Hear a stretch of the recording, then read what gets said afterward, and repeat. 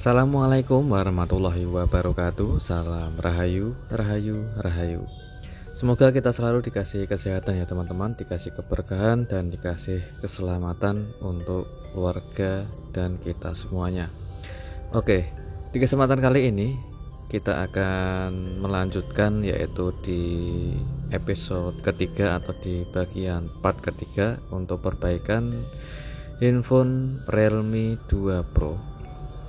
Di bagian ini saya kasih cuplikan sedikit ya teman-teman di bagian part 1 maupun di cuplikan di bagian part kedua, agar kalian bisa memahami step-by-stepnya. Dan untuk tutorial part 1 dan di tutorial part kedua kalian bisa cek linknya di kolom deskripsi untuk tutorial, yaitu bagaimana cara menghapus tombol yang besar dan juga bagaimana cara mengganti lapisan Polaris, serta ada penjelasan perbedaan tombol dan juga lapisan Polaris teman-teman.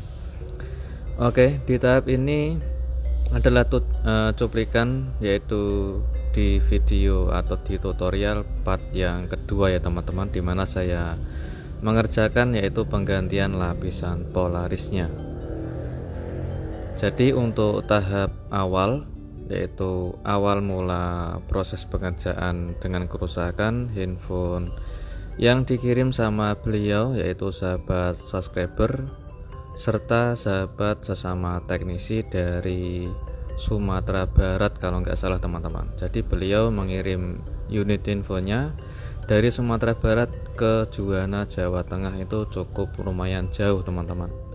Saya ucapkan terima kasih banyak atas kepercayaan sama beliau yang sudah mengirim dari lokasinya cukup jauh ke Jawa Tengah. Oke, di tahap ini ada bagian yaitu tombol ya teman-teman. Jadi untuk setelah proses penggantian lapisan Polaris itu masih ada sisa tombol, sengaja saya sisakan tombolnya agar kalian bisa memahami tahap proses pengerjaannya.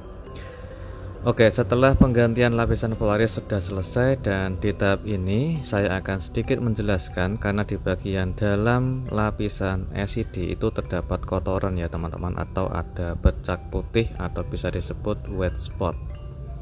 Di bagian bercak putih itu terjadi atau munculnya bercak putih itu biasanya kendala awal itu munculnya setelah proses melakukan yaitu pengerjaan pembongkaran LCD dari frame, ataupun yaitu proses pengerjaan memisahkan kaca touchscreen-nya teman-teman. Karena handphone ini sebelumnya sudah dikerjakan sama beliau yaitu untuk penggantian kaca touchscreen, namun mungkin ada kecelakaan kerja ya teman-teman yang menimbulkan yaitu lapisan pada LCD-nya itu ada bercak. Dan di bagian ini ada LCD bekas yang sudah saya siapkan, yaitu LCD-nya pun berbeda karena saya menggunakan LCD Oppo F9. Perbedaannya ada di bagian fleksibel ya teman-teman. Untuk lapisannya itu sama dan ukuran LCD-nya pun sama. Di tahap ini sebelum kita mengganti atau proses membongkar lapisan LCD-nya, kita tahap untuk melakukan proses yaitu pengerjaan pemasangan kaca touchscreen-nya. Di bagian ini kita proses yaitu pemasangan lem Oka dulu, karena saya menggunakan kaca touchscreen yang terpisah sama lem Oka teman-teman. Jadi plastik yang terdapat di bagian lapisan Polaris kita buang dulu atau kita lepas, baru kita memasang lem Oka atau kaca touchscreen-nya. Setelah proses pemasangan lem Oka selesai, seperti biasa kita potong sesuai ukuran LCD-nya ya teman-teman, karena saya menggunakan lem Oka universal dengan ukuran 7 in. Oke, setelah kita potong untuk lem Oka keringnya, kita siapkan frame. Kita letakkan LCD ke frame dulu sambil kita kasih tatakan seperti ini. Kita kasih tatakan setipis mungkin, jangan terlalu tebal, dan kita siapkan untuk kaca touchscreen ini sama tipe dengan Oppo F9 dan juga Realme 3 Pro ya teman-teman. Jadi bisa digunakan Realme 2 Pro, F9 maupun Realme 3 Pro. Setelah itu kita lepas untuk plastik yang terdapat di bagian lem Oka, lanjut kita lepas plastik di bagian kaca touchscreen, Dan di bagian ini kita presisikan dulu kaca touchscreen di bagian frame paling bawah sambil kita tekan sedikit agar kaca touchscreen-nya itu menempel. Dan di bagian tangan kiri kita angkat secara berbarengan dan dikasih jarak renggang seperti ini. Jadi ada jarak kerenggangan antara kaca touchscreen dan juga LCD-nya. Di bagian belakang kita cek kalau sudah presisi. Selanjutnya kita bisa proses pemasangan kaca touchscreen atau glass. Seperti biasa ya teman-teman, saya mengerjakan dengan cara manual tanpa menggunakan alat paper remover. Jadi setelah kita presisikan, untuk pemasangan secara manual seperti biasa kita kasih jarak renggang di bagian tangan kiri yang tujuannya agar pemasangannya tidak menempel secara otomatis ya teman-teman. Kita kerjakan dengan pelan-pelan, yaitu dengan proses manual, dari proses menekan secara halus dan sambil kita dorong.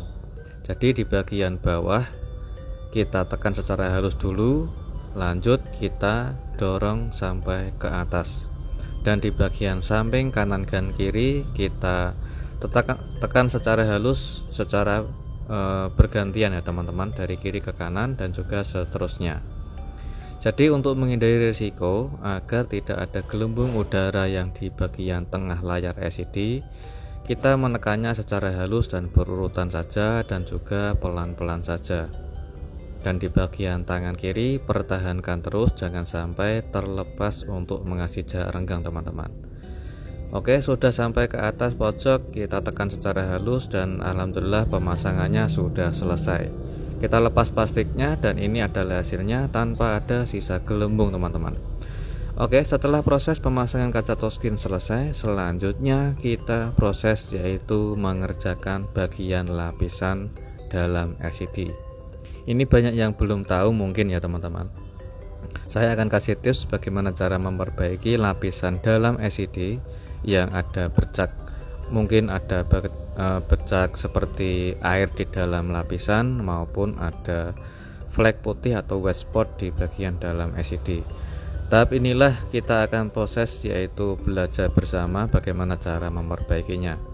Oke, untuk fleksibelnya kita lepas dengan hati-hati ya teman-teman, karena resikonya sangat tinggi. Apabila tidak hati-hati bisa menyebabkan fleksibelnya robek. Di bagian ini kita lepas dulu, yaitu fleksibel pada lampu LCD-nya. Kita bersihkan untuk sisa fluknya agar nanti bisa bersih dan tidak bikin kotor di bagian dalam lapisan. Oke, selanjutnya di bagian ini adalah LCD bekas yang sudah tidak terpakai atau LCD yang sudah rusak dengan tipe LCD Oppo F9. Ini bentuk fleksibelnya berbeda, namun untuk di bagian fleksibel lampu LCD beserta bentuk dalam lapisan LCD-nya itu sama teman-teman. Oke, kita lanjut untuk proses, yaitu melepas lapisan LCD-nya dulu. Di bagian ini ada lapisan paling belakang itu berbahan logam dan beserta ada lampu LED di bagian bawah ya teman-teman.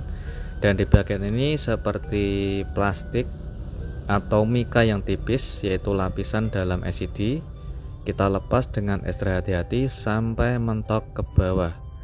Ini ada beberapa lapisan ya teman-teman, mungkin kurang lebih di antara 3 lapis yang bentuknya beda tapi ukurannya sama teman-teman. Oke, kita angkat pelan-pelan, jangan sampai ada debu atau kotoran yang jatuh menempel ke bagian LCD-nya. Seperti itulah kualitas kondisi bagian lapisan LCD yang ada bercaknya.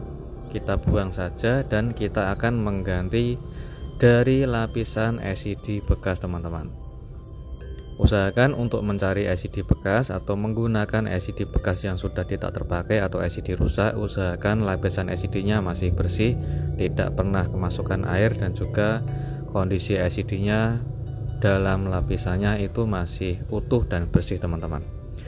Setelah kita angkat, yaitu di bagian backlight atau lampu LCD beserta lapisannya jadi satu set, kita angkat bebarengan dan kita presisikan untuk lapisan LCD dari LCD bekas kita rakit atau kita pasang, kita presisikan ke LCD yang kita kerjakan, yaitu LCD Realme 2 Pro. Sambil kita tekan halus untuk mempresisikan dan pemasangan lapisan LCD-nya. Selanjutnya kita proses pemasangan, yaitu fleksibel lampu LCD nya. Ini adalah fleksibel lampu LED teman-teman.